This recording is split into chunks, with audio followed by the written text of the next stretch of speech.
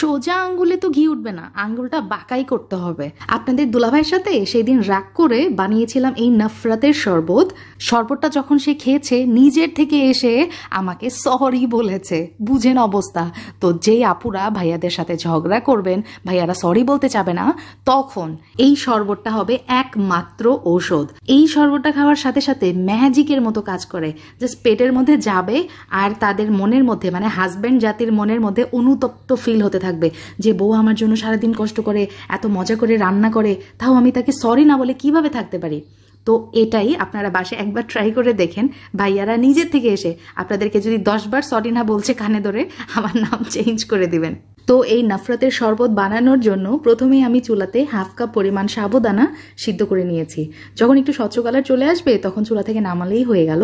আর সাবুদানা সিদ্ধ করতে আমার সময় লেগেছে প্রায় 10 মিনিটের মতোই হবে। আচ্ছা, আমি স্ট্রেনারে ছেঁকে নিচ্ছি। আর এখন এখানে একটা পাত্রে আমি চিয়া সিডস 2 চামচ চিয়া সিডস ভিজিয়ে রাখছি। ফুলে যাবে, একটু পরেই দেখতে পারবেন। আজকে শরবতের জন্য আমার মিষ্টি লাগছে। আমি 2 রকমের মিষ্টি নিয়েছি, এখানে সাদা এবং গোলাপ জামুন মিষ্টি। তবে আপনারা চাইলে যে কোনো একটা রকম দিয়েই বানিয়ে নিতে পারেন। আর আমি ছোটো ছোটো পিসেস করে কেটে নিয়েছি। এখন লাগছে আমার জেলো। এই জেলো চকলেটগুলো আমি দোকান থেকে কিনে নিয়ে আসছি। তবে বাসাতে যদি বানিয়ে নিতে পারেন আগার আগার পাউডার দিয়ে, সেটাও বেস্ট। তবে এই জেলোগুলার ফ্লেভারটা আমার বেশি ভালো লাগে এই শরবতে, তো এই জন্য এটা ইউজ করছি। এখন একটা বড় বোলের মধ্যে আমি কতগুলো আইস কিউব নিয়ে নিলাম আর তার সাথে দিয়ে দিচ্ছি ঘন দুধ। আমি এখানে 3 কাপ দুধ জাল করে 2 কাপ বানিয়ে নিয়েছি। এখন লাগছে আমার তরমুজ। তো আমি তরমুজগুলো একদমই ছোট ছোট পিসেস করে কেটে নিচ্ছি। দেখেন আমি কিভাবে করছি এটা।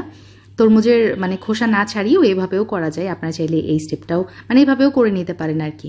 এখন আমি দিয়ে দিচ্ছি হচ্ছে কনডেন্স মিল্ক। এখানে আমি প্রায় 2 টেবিল চামচের মতো কনডেন্স মিল্ক ব্যবহার করেছি। আর কনডেন্স মিল্ক দিলে এই শরবতটা আরও রিচ হয়। তার সাথে আমি ব্যবহার করছি হচ্ছে চিনি। আমি প্রায় 3 টেবিল চামচের মতো এখানে চিনি দিয়েছি। তার সাথে আরও গুঁড়া দুধও ব্যবহার করছি, প্রায় 3 থেকে 4 চা চামচ এখানে গুঁড়া দুধ দিয়েছি। তাহলে এই শরবতটা আরও মজা হবে খেতে।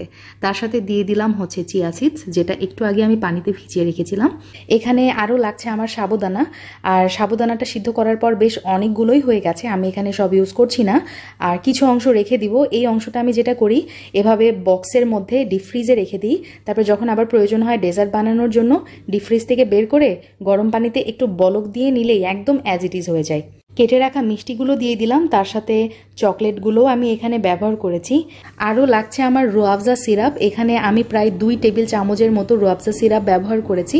আর এটা কিন্তু আমার বাসায় বানানো রুয়াবজা সিরাপ। আপনারা চাইলে রেসিপিটা দেখে নিতে পারেন, আমি ডেসক্রিপশন বক্স অথবা কমেন্ট বক্সে দিয়ে রাখবো। তো হয়ে গেছে। এখন সব কিছু একত্রে মিক্স করে ঠান্ডা ঠান্ডা এটা গ্লাসে সার্ভ করতে হবে। এই পর্যায়ে আমার ভিউয়ার্সের জন্য একটা টিপস, সেটা হচ্ছে আইস কিউবগুলো অবশ্যই সার্ভ করার আগে ব্যবহার করবেন। আগে থেকে আইস কিউবগুলো ব্যবহার করলে এই শরবতটার পানি ছেড়ে দিবে, তো খেতে তেমন ভালো লাগবে না। মোহাব্বতের শরবত তো জীবনে অনেক খেয়েছেন, এবার এই নফরতের শরবত খেয়ে দেখুন, জামাই সহ সবাই আপনার ওপরে ক্রাশ খেয়ে বসে থাকবে। আল্লাহ হাফেজ, আসসালামু আলাইকুম।